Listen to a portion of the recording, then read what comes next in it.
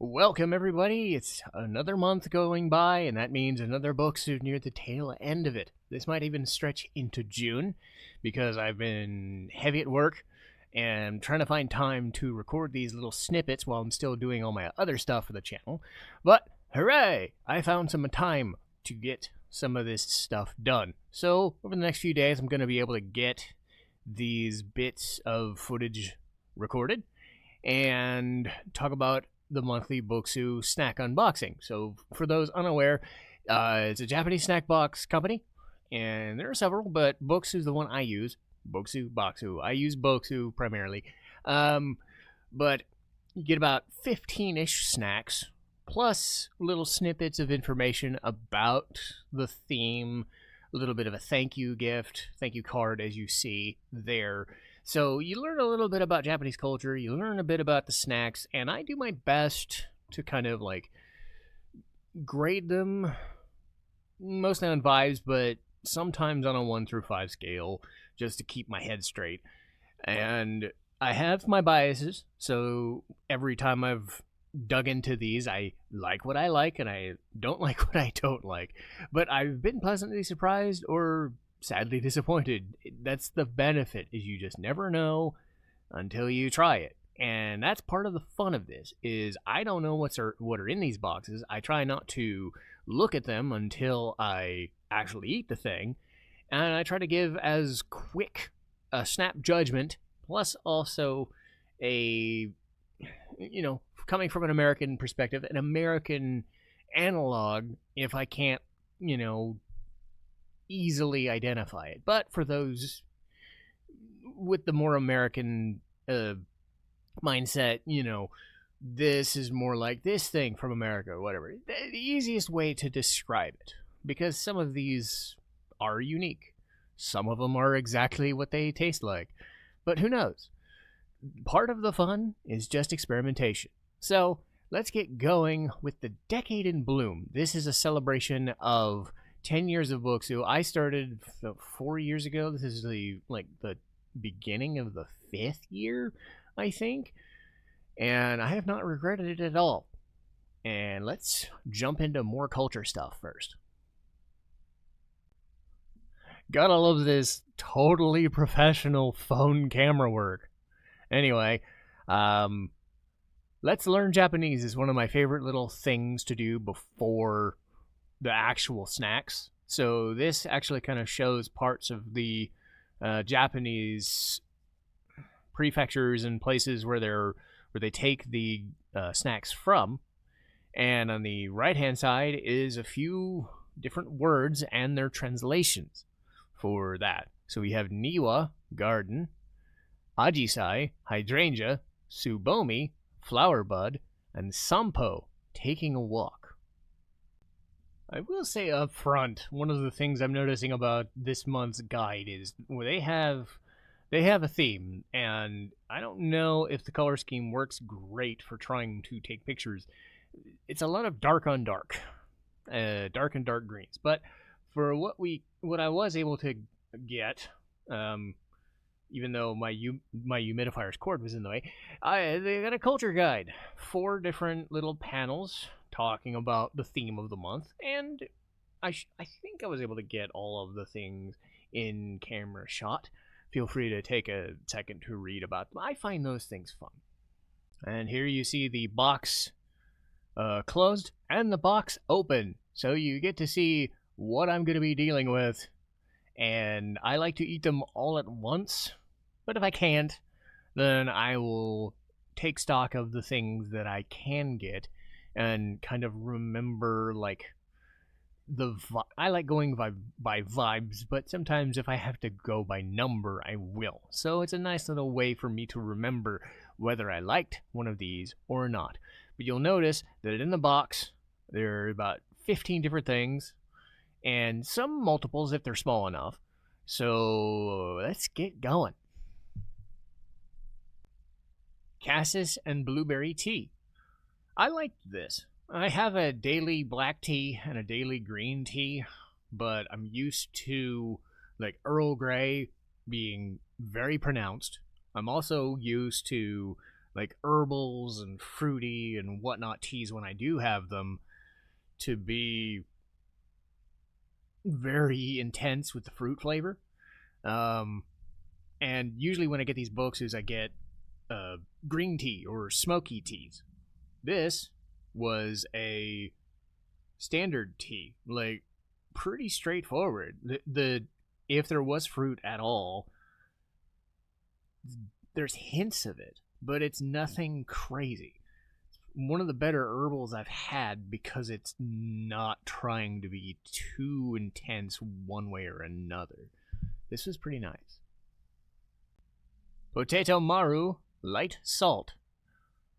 It sounds and tastes exactly as you'd think. Lightly salted. Tastes exactly like a crispy tater tot or a Taco John's potato ole if you've had those. So, no frills, just a nice light salt without it becoming overwhelming. I liked it.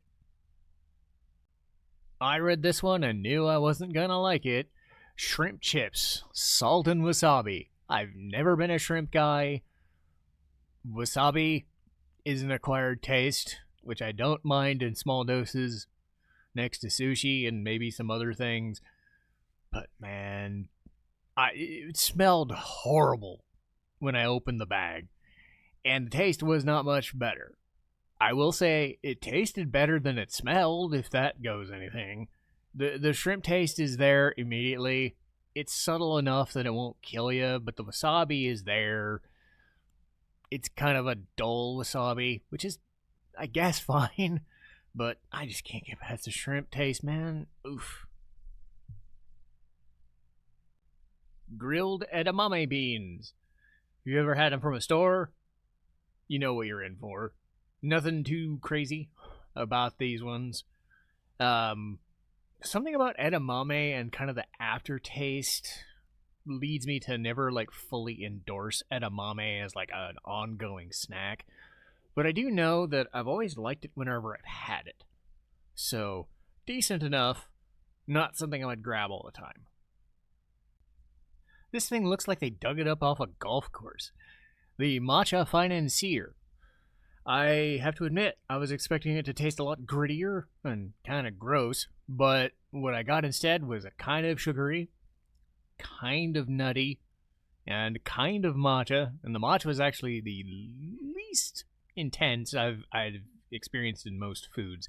Probably because of the base is already gritty and ground up as is, the matcha can kind of dig into the flavor rather than overpower it. So this, despite how it looks, was actually pretty decent. Marudena biscuits, tiramisu flavor.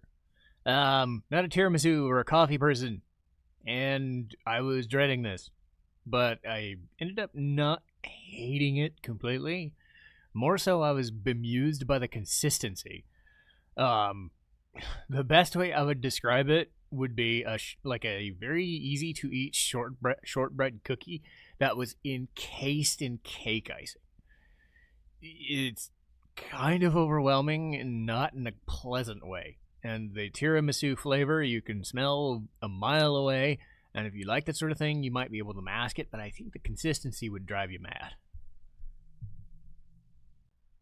Ausa seaweed senbei. Would be okay rice crackers if not for a couple of reasons. The seaweed does distract from whatever salt and whatever consistency there is in the cracker. So I already didn't like it there. And then as soon as I was getting done with the handful that I had, there was this weird aftertaste, like this very gummy-ish, chewy-ish feel. It just didn't feel right. Because it's crunchy, but man, it just turns to mush and doesn't feel good. So this one's a miss. One Bite Toast Rusk, sugar butter flavor. This one I had high hopes for because rusk treats tend to be really good. This one I think it was dependent on the flavor. It was fine, but weird. I think the consistency didn't match the flavor very well, and I wasn't bowled over by it. This one reminds me of like a cinnamon toast crunch or a French toast crunch if you molded it into the shape of like a Cheetos cheese ball or something, the puffier ones, or, you know, encased them in that way. The sugar is fine, but I think the toastness of it and the butter kind of distract from it a smidge. So it's good, but it could be better.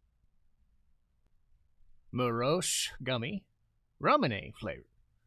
This one is a pretty decent gummy. Very sour. Even when the kind of soda-ish ramune flavor hits at the end to give a little bit of sugar that's not too intense, the sour part of the gummy lingers quite a bit. So it's definitely something you have to like sour candy to go for, but it's not too bad. Melon soda mochi. It's pretty hard to screw up mochi, and most of the times I've had it, it's always been solid enough as my air freshener goes off while I'm trying to record this. Good job. So, melon soda mochi, I noticed kind of like the ramune, there was that little hitch of soda flavor, little bit of fruitiness. Unlike the tartness and the sourness of the gummy, this one was better because it was just pure sugar. So, not bad. Matcha Daqoise. Fairly similar to the financier from earlier. The matcha is somewhat more noticeable, but still, there's enough sugar and enough kind of groundedness in the almond butter flavoring in the middle to counteract the matcha from being too intense. So it's on the same level as the financier was. Zaku, salt cookie. Pretty straightforward, nothing fancy with this one. Kind of a shortbread or a butter cookie, namely butter. Easy to eat. The salt comes in way late. So if you like something, like if you ever eaten wasabi and had that heat come like way after everything else, think of that but with salt in a cookie. It mixes well at first though, so I don't think the salt really changes the dynamic. It leads to a weird kind of aftertaste, but not in a bad way. It's just salt. I don't think I've ever had that happen before.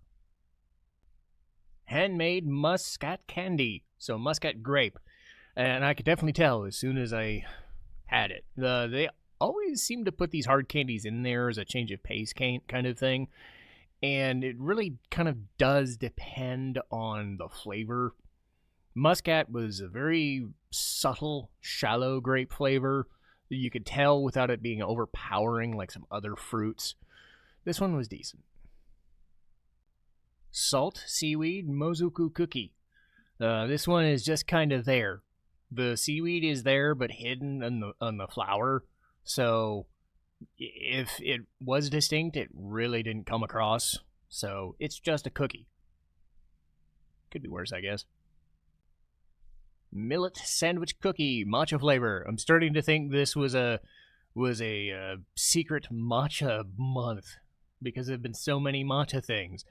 And this one is a better representation of a salt cookie than the actual salt cookie. I liked the salt and the cream kind of mixing together. The consistency of the cookie itself was nice and thick, but I don't think the flavor was amazing in any way. Like if this was a chocolate and you added the salt, it would have been like chocolate sea salt or a sea salt caramel. The matcha chocolate just kind of was there. White chocolate strawberry. I was kind of hoping for either something tart or something very luxuriously chocolate. I got neither. And I just kind of got a lump of light chocolate with a little bit of less cool white chocolate in it. So it was like, no, I'm not really impressed. And I finish up with the Hokkaido Pumpkin Lunge de Cha. A lunge de cha with pumpkin inside infused with white chocolate. And this one would have been okay. Probably one of the better ones for a while had the aftertaste not been great. The pumpkin is fine. I like the aftertaste. I like the most of the bite, and then it just kind of hits really awkward at the end. Like I'm noticing it as I'm speaking.